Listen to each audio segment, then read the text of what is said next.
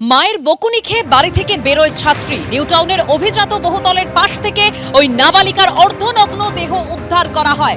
লোহা ব্রিজ এলাকার একটি জমি থেকে নাবালিকার অর্ধনগ্ন দেহ উদ্ধার করা হয়। যখন প্রশ্ন উঠছে যে কিভাবে ওই নির্জন এলাকায় পৌঁছলো নাবালিকা, তখনই ময়নাতদন্তের প্রাথমিক রিপোর্ট সামনে এসেছে, যেখানে উল্লেখ করা হয়েছে যে নাবালিকাকে ধর্ষণ করেই খুন করা হয়েছে। ইতিমধ্যে এই রিপোর্ট সামনে এসেছে।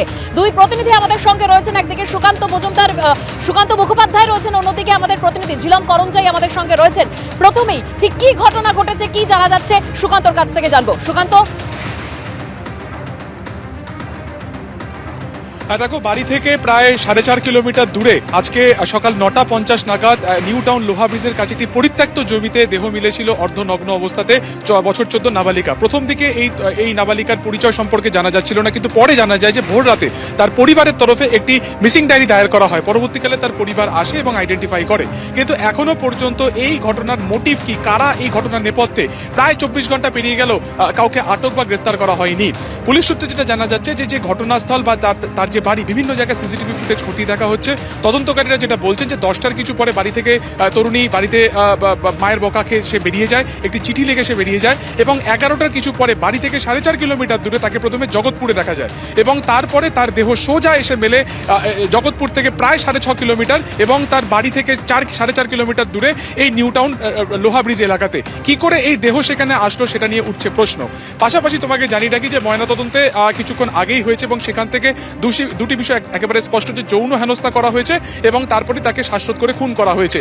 যে অবস্থাতে তার দেহ মিলেছিল এই পরিত্যক্ত জায়গা থেকে, তা থেকে একটা বিষয় স্পষ্ট, যে এই গোটা ঘটনা কারোকে একার পক্ষে করা সম্ভব নাকি এর নেপথ্যে একাধিক ব্যক্তি রয়েছে।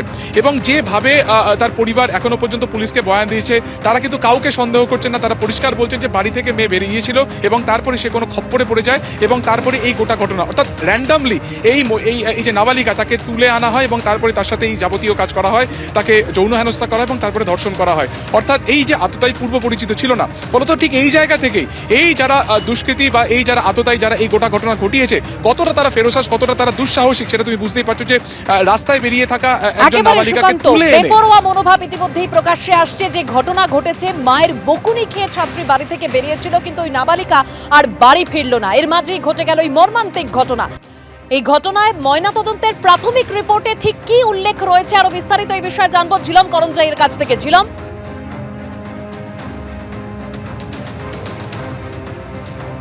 একদমই, যেটা আরজিকর মেডিকেল কলেজ হাসপাতালের যে ময়নাতদন্ত হয়েছে সেটাই জানা যাচ্ছে। ফরেন্সিক রিপোর্টের প্রাথমিক যে রিপোর্ট, তাতে বলা হচ্ছে যে এটা একটি ধর্ষণ খুনের কেস। তাদের যা যা তথ্য প্রমাণ, যা যা এই সিমটম, তারা যা যা উপর এইখানে শরীরে যা যা চিহ্ন তারা দেখেছেন, তাতে তাদের এই প্রাথমিক অনুমানে পৌঁছেছেন যে এটা একটি ধর্ষণ এবং খুনের কেস। এবং তারা যেটা দেখছেন যে এই নাবালিকার যৌনাঙ্গে সেখানে আঘাতের চিহ্ন রয়েছে, একই সঙ্গে তার গলায় যে শ্বাসরোধ করার যে ফাঁসের যে দাগ, সেই দাগ রয়েছে। শরীরে একাধিক জায়গায় আঘাতের চিহ্ন রয়েছে, এছাড়াও বেশ কিছু চিহ্ন রয়েছে। সব মিলিয়ে প্রাথমিক অনুমান ফরেন্সিক বিশেষজ্ঞদের যে এটা একটি ধর্ষণ এবং খুনের কেস, এবং তাকে জোর করে তাকে গলায় শ্বাসরোধ করে মারা হতে পারে, তেমনটাও তারা অনুমান করছে। একেবারেই ঝিলম।